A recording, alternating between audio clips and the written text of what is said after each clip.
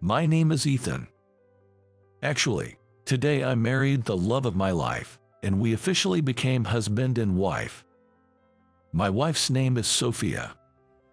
Even when I turned 30, I had no desire to marry and vaguely felt that I might remain single for life.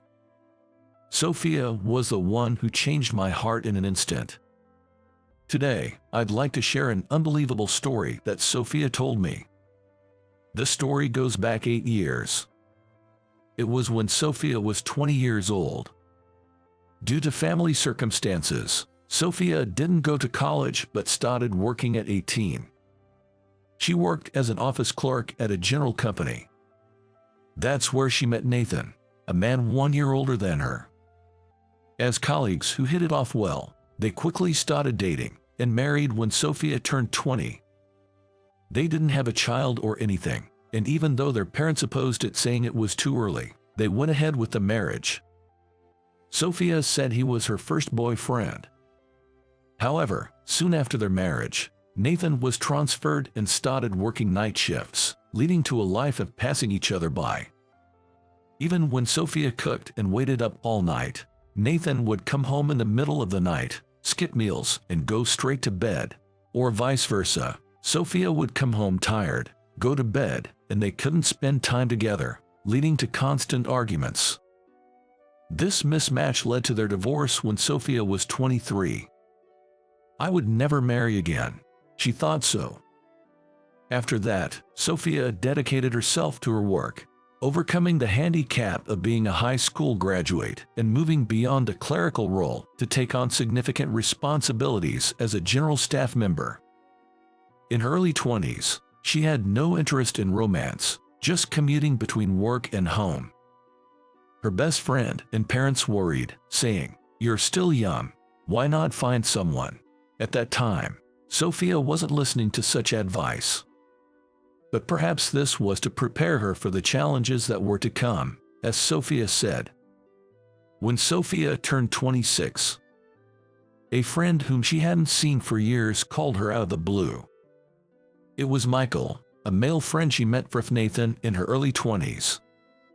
She hadn't seen him since her divorce, feeling awkward, but this time, she answered the phone, feeling nostalgic. "Hello, Sophia, it's been a while." Michael on the other end of the line started speaking in a calm voice. He used to be the lively, joking type, but perhaps he had matured with age. Sophia thought so. But the next words from Michael turned Sophia's world upside down. "Nathan has leukemia and is hospitalized." Sophia, not familiar with illnesses, recognized it as a disease she had heard of. She remembered seeing on TV that many people suffer from it. But since the divorce, she had never contacted Nathan. So why did Michael contact her about this? "I know there's a lot going on, but I want you to go see him," Michael said. "But why now? I don't think Nathan would be happy to see me. We're divorced and it wasn't exactly a pleasant separation." The reason for their divorce was increasing arguments, and even Sophia herself didn't think it ended well. "That's not true. He still loves you, always has." Michael's words took Sophia by surprise. She lost her words. "We were young back then, said things we didn't mean, and ended up parting ways, but he's always regretted it. He told me never to tell you, but seeing him in such pain, I couldn't keep it to myself anymore." Michael said this and sent Sophia the hospital's address. After hanging up, Sophia was stunned and took a while to process everything. But she remembered, he was once a loved one, despite her current feelings being gone. Sophia thought if there was anything she could do, she should visit Nathan in the hospital. It was their first meeting in 4 years. Feeling a bit nervous, she opened the door to his hospital room.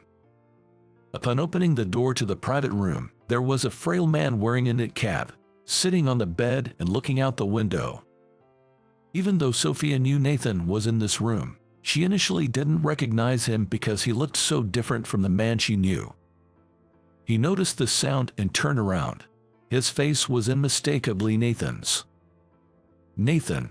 As Sophia muttered, Nathan widened his eyes in disbelief and said, "Sophia, why are you here?" His voice, not sounding particularly happy, made Sophia think, maybe he's just bothered by my visit. She decided to leave the fruits and flowers she brought, chat briefly, and then leave early. She thought so. However, after a moment of silence, Nathan urged her to sit on a chair next to the bed. Then he joked, "I've lost a lot of weight, right?" Surprised. Seeing his smile, Sophia felt a wave of nostalgia and struggled to hold back her tears. All she could do was nod slightly. "Did he ask you to come see me?" He was referring to Michael, who had called Sophia.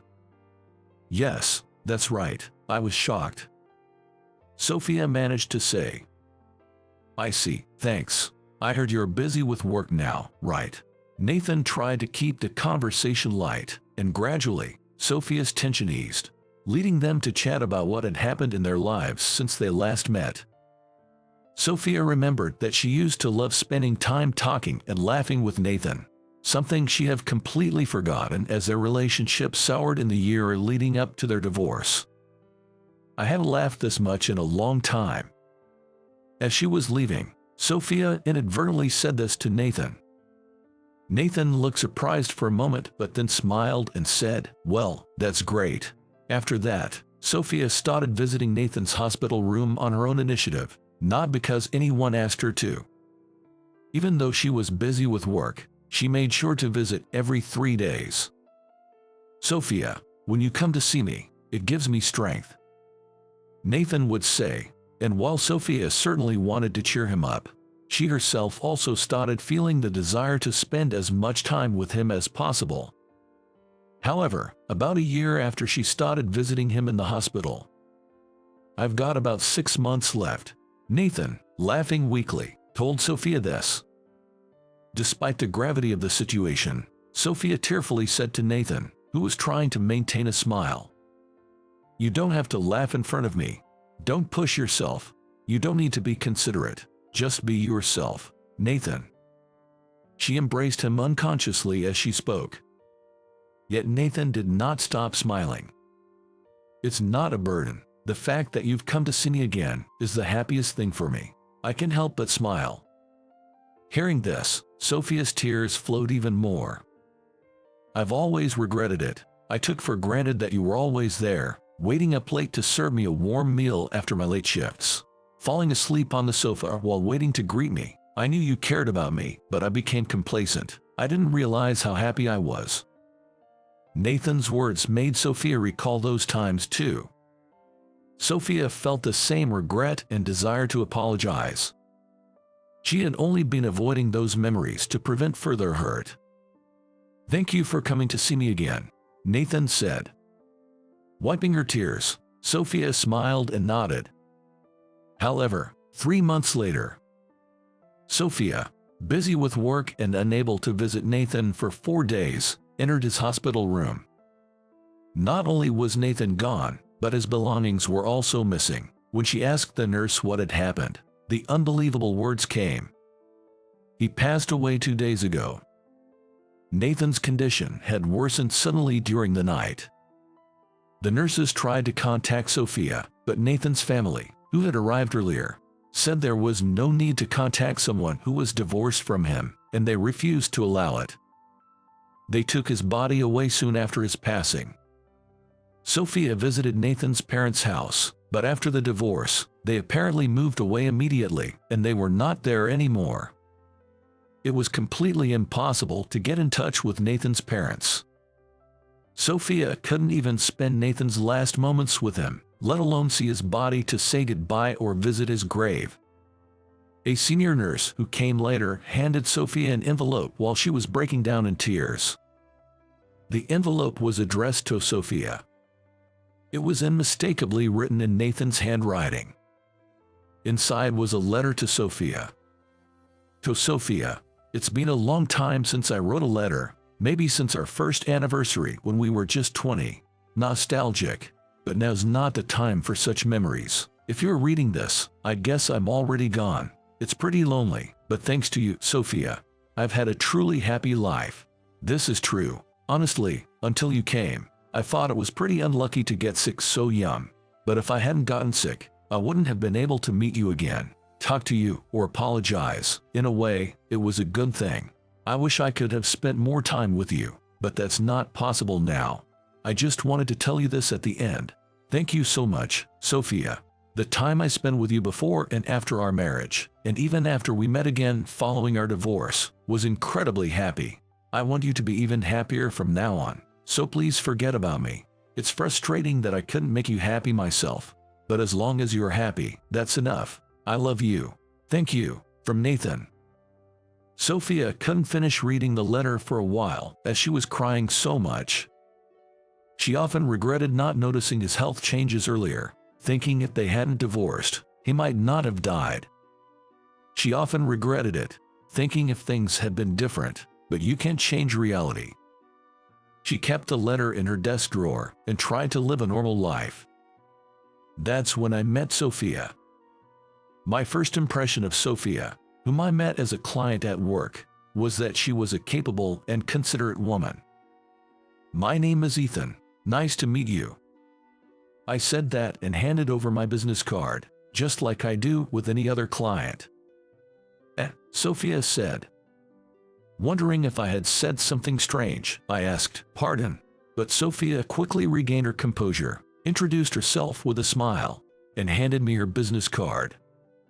I, being nearly 30 with some career experience, managed my work somehow, though I was never very efficient. I remember thinking how wonderful Sophia was for her meticulous care and attention. However, that was just my impression in a professional context. But that afternoon, by chance, I saw Sophia crying.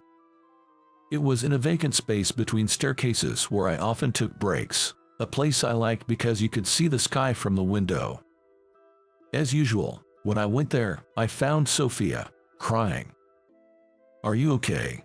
I was surprised to see her crying, as she had been smiling and energetic just a moment ago. And I thought her tears were incredibly beautiful. It's weird, isn't it? I had never thought something like that before.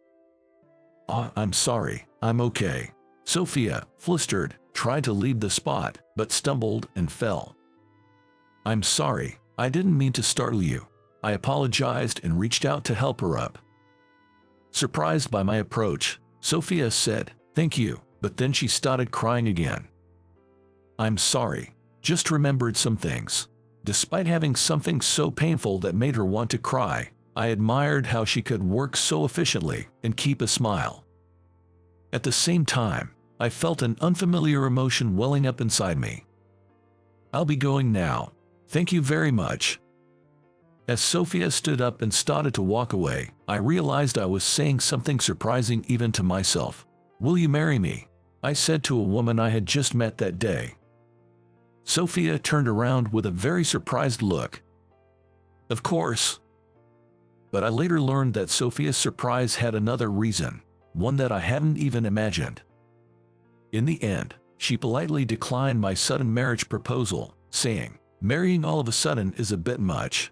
But we started seeing each other as friends, and 6 months later, we began dating.